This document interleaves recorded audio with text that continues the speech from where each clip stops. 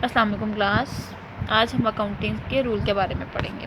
उससे पहले मैं आपको ज़रा बता दूं हमने पिछले लेक्चर्स में क्या पढ़ा था।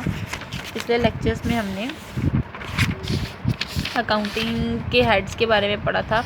इसमें सबसे पहले हेड कौन सा आता है? एसेट्स, एक्सपेंस, उसके बाद इनकम आती है, लाइबिलिटीज़ एंड कैपिटल्स। मैंने इसके बारे में आपको बताया था कि यही 5 चीज़ें होंगी जो पूरी अकाउंटिंग में जो है वो राउंड करती रहेंगी। ठीक है। एसेट के बारे में क्या बताया था कि हमारी प्रॉपर्टी होती है या जायदाद होती है।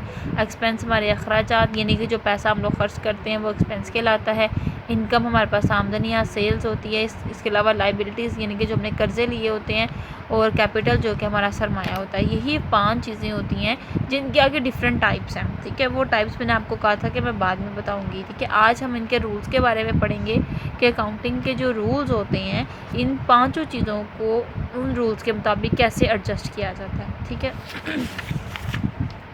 ठीक है। सबसे पहले क्या है? Rule of double entry system. Double entry system से मुराद क्या होता है कि दो तरफा जो इफ़ेक्ट होते हैं। मैंने आपको ट्रांजैक्शंस के बारे में बताया था। ट्रांजैक्शंस क्या होता है? डीलिंग विद अदर्स, जो लोगों के साथ हम लोग डीलिंग करते हैं उसको कहा जाता है ट्रांजैक्शंस। ठीक है। इसमें गिव एंड टेक का काम होता है। मतलब कि अगर हम लोग कोई चीज़ ख़रीदने जाते हैं तो एक चीज़ देते हैं तो दूसरी चीज़ लेते हैं। मतलब हमने कोई चीज़ ख़रीदी, व्हेन वी परचेज एनीथिंग, हमने कोई भी चीज़ ख़रीदी है, ठीक है, we give a money to shopkeeper, यानी कि हम वो चीज़ें शॉपकीपर को पैसों की सूरत में मुझसे लेते हैं। एक तरफ गिव का काम हो रहा होता है और एक तरफ टेकन हो रही होती है। कैसे? कस्टमर के बारे में लिखा है थिंग्स आर टेकन, यानी कि वो चीज़ें लेता है, एंड गिव द मनी, और मनी देता है। शॉपकीपर क्या करता है? गिव द थिंग्स, वो चीज़ें देता है और मनी ले लेता है। ठीक है। अब यहाँ पे एक चीज़ ली जा रही है, ठीक है, दूसरी चीज़ दी जा रही है। ठीक है। इन दोनों को कहा जाएगा लेन देन। तो लेन देन का मतलब ट्रांजैक्शन होती है, जो कि डीलिंग के बारे में मैंने आपसे बात की थी। ठीक है। आज नेक्स्ट हम इस यानी कि हम कह सकते हैं कि हमारे पास एक चीज़ का इजाफा हो रहा होता है और दूसरी तरफ उसी चीज़ की यानी कि उसके ऑपोजिट चीज़ की कमी हो रही होती है। यहाँ पे हम चीज़ों की बात कर रहे थे। हमने कोई भी चीज़ ख़रीदी है तो उस चीज़ का क्या हो रहा है? इजाफा हो रहा है। ठीक है। और कमी किस में हो रही है? कैश यानी कि जो पैसा या मनी है उसमें हमारे पास हो रही है कमी। ठीक है। अब यहाँ पे एक चीज़ दे और दूसरी चीज़ ले है। अब इस इजाफे और इस कमी को जो है हम नया नाम देंगे अकाउंटिंग की सूरत में, जिसका मतलब होगा डेबिट या क्रेडिट। अब डेबिट क्रेडिट क्या होता है? डेबिट से मुराद होता है किसी चीज़ में इजाफा और क्रेडिट से मुराद होता है कमी। अब ये दो चीज़ों में मतलब कि हम आगे बात करेंगे कुछ ऐसी जो हेड्स ऑफ अकाउंट्स के बारे में हमने बात की थी। ठीक है। हेड्स ऑफ अकाउंट्स लिख रही हूँ मैं। इसमें हम लोग कह सकते हैं कि हमारे पास दो चीज़ें आती हैं, एक आती है एसेट्स और एक आते हैं एक्सपेंस। ठीक है। ये दोनों सेम कैटेगरीज की मैंने आपको बताए थे। इन दोनों के पॉइंट ऑफ व्यू से हम बात करें, डेबिट का मतलब होगा कि इसमें हो रहा है इजाफा और क्रेडिट मीन कमी। ठीक है। नेक्स्ट हम इसको आगे से एक्सप्लेन करते हैं। वो कहाँ है जी? तो ये है, यहाँ पे मैंने लिखा है एसेट्स। एसेट कहते हैं असासाजात, जो कि पहले आपको बता चुकी हूँ, साथ में एक्सपेंस।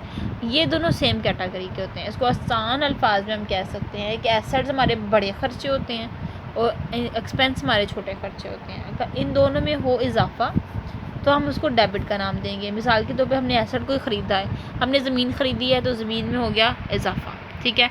हमने जो है वो बिजली का बिल अदा किया है तो हमारे पास जो एक्सपेंस होगा बिजली का बिल, उसमें भी हो गया इजाफा। अब यहाँ पे ये सवाल होता है, हम बिल के एग्जांपल लेते हैं तो आपके ज़हन में ये क्वेश्चन आएगा कि बिल अदा किए हैं तो उसमें कमी होनी चाहिए। अतः कि जब भी कोई ख़र्चा होता है उस खर्चे का जब हम लोग अदायगी उस खर्चे की करते हैं तो उस खर्चे में इजाफा हो जाता है। खर्चे के जो कैश होता है जो जिससे हमने अपना ख़र्चा अदा किया है उस कैश में हमारे पास होगी कमी। तो हम किसी भी किस्म का ख़र्चा करते हैं तो उस खर्चे में इजाफा होता है और कमी होती है कैश में। ठीक है। अब यहाँ पे एसेट की बात हो रही है। एसेट हमारे बड़े खर्चे होते हैं, जैसे हमने घर ख़रीद लिया, ठीक है ना, तो घर में इजाफा होगा तो घर को कर देंगे हम लोग डेबिट और क्रेडिट कर देंगे कैश को। ठीक है। कैश हमारे पास हो जाएगा क्रेडिट। तो इजाफे या कमी की बात करनी है कि कौन सी चीज़ आ रही है और कौन सी चीज़ जा रही है। तो यहाँ पे बात हो रही थी एसेट्स और एक्सपेंस की। तो ये याद रखिएगा कि एसेट में अगर इजाफा होगा तो उसको डेबिट किया जाएगा, अगर उसमें कमी होगी तो उसको क्रेडिट किया जाएगा। जैसे कि मैंने अभी बात की थी ट्रांजैक्शंस की। ट्रांजैक्शंस होती हैं, ट्रांजैक्शन क्या होती है, लेन और देन, ठीक है। हम कोई चीज़ ले रहे हैं और कोई चीज़ दे रहे हैं। तो अगर हम लोगों ने घर ख़रीदा है तो घर में इजाफा हो गया तो उसको हम लोग डेबिट की सूरत दे देंगे। डेबिट मतलब कि उसमें हो गया इजाफा, ठीक है।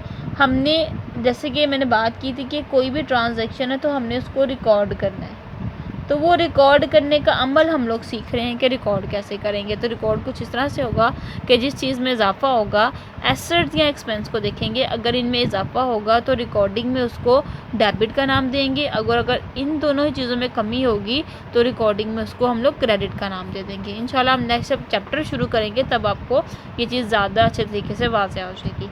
नेक्स्ट हमारे पास आ रहा है इनकम, कैपिटल एंड लाइबिलिटीज़। ये इनके बिल्कुल उलट है। मतलब हम क्या कह सकते हैं कि यहाँ पे एस इनकम, कैपिटल या लाइबिलिटीज़, अगर इनमें इजाफा होगा तो इनको क्रेडिट किया जाएगा। इजाफे की सूरत में ये क्रेडिट होंगे, ये इजाफे की सूरत में डेबिट थे, और ये तीनों इजाफे की सूरत में क्रेडिट होंगे, और कमी की सूरत में डेबिट, ठीक है। ये जस्ट एक इजाफे या कमी का नाम है, डेबिट और क्रेडिट। हमने इससे ज़्यादा कंफ्यूज नहीं होना कि डेबिट का क्या मतलब है और क्रेडिट का क्या मतलब है।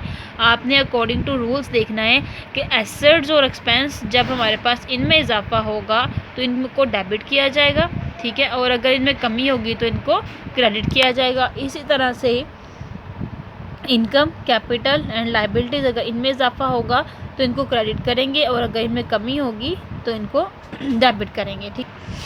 यहाँ तक तो बात होगी क्लियर। अगर आपको समझ नहीं आएगा तो आप कमेंट बॉक्स में मुझसे पूछ सकते हैं। नेक्स्ट हम इसकी जब एक्सरसाइज शुरू करेंगे तो आपको ये रूल्स आसानी से समझ आ जाएंगे। तब तक के लिए अल्लाह हाफ़िज़।